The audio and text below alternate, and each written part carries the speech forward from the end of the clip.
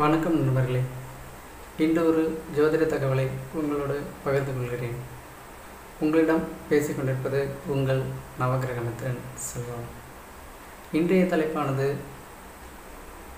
உங்களுடைய புத்தி கூர்மை அல்லது உள்வாங்கும் திறன் எந்த ரகத்தை சேர்ந்தது? இதை 3 வகையாக பிரித்திருக்கிறார்கள். முதலாவது ரகமானது, ஒரு சிலர் ஒரு விஷயத்தை ஒரு முறை சொன்னாலே போதும், அதை கப்பென்று பிடித்துக்கொள்வார்கள்.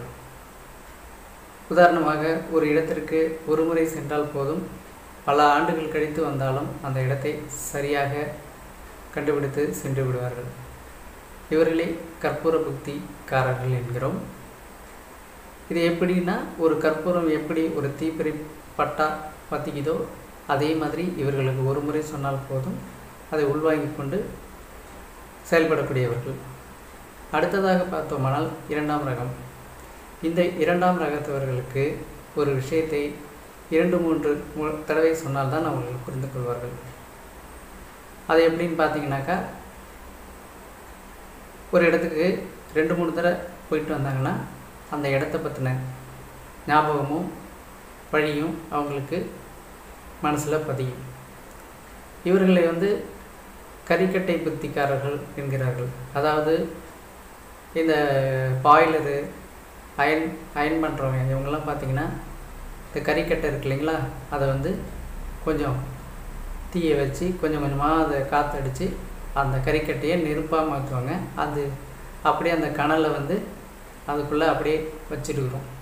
அது மாதிரி இவங்க ஒரு விஷயத்த 2-3 தடவை தெரிஞ்சுக்கிட்டாக்கா, ஆனால் கடைசி வரையும் மறக்காமல் மனசில் வச்சுப்பாங்க. இவங்க 2ஆம் ரகம். 3ஆவதாக ஒரு ரகம் இருக்குது. அந்த அமைப்பில் பிறந்தவங்களாம் பார்த்திங்கன்னா, அவர்களுக்கு ஒரு விஷயத்தை எத்தனை முறை சொன்னாலும் அவங்க புரிஞ்சுக்கிறது ரொம்ப ரொம்ப கஷ்டம், உள்வாங்கிறதும் ரொம்ப கஷ்டம்.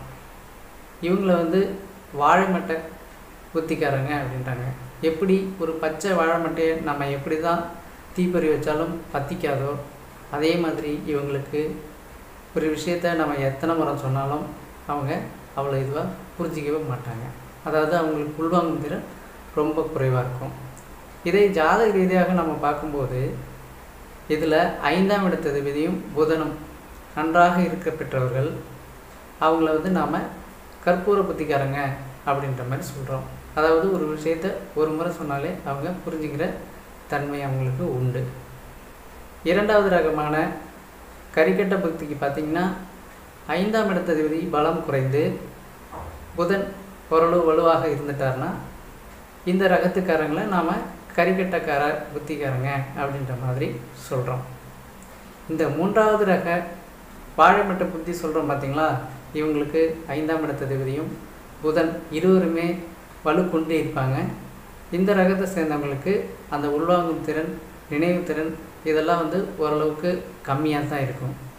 என்ன நண்பர்களே, இன்றைய பதிவு உங்களுக்கு பயனுள்ளதாக இருந்திருக்கும் என்று நம்புகிறேன். இதுவரை நமது சேனலை சப்ஸ்கிரைப் செய்யாமல் இருப்பவர்கள் இருந்தால் சப்ஸ்கிரைப் செய்து கொள்ளுங்கள். கூடவே பக்கத்தில் இருக்கும் பெல் பட்டனை அழுத்திக் கொண்டீர்களானால் நான் இடும் ஒவ்வொரு பதிவும் உங்களுக்கு உடனுக்குடன் சேரும். மீண்டும் ஒரு நல்ல பதிவில் உங்களையெல்லாம் சந்திக்கும் வரை நன்றி கூறி விடைபெறுவது உங்கள் நவகிரகமித்திரன் செல்வம்.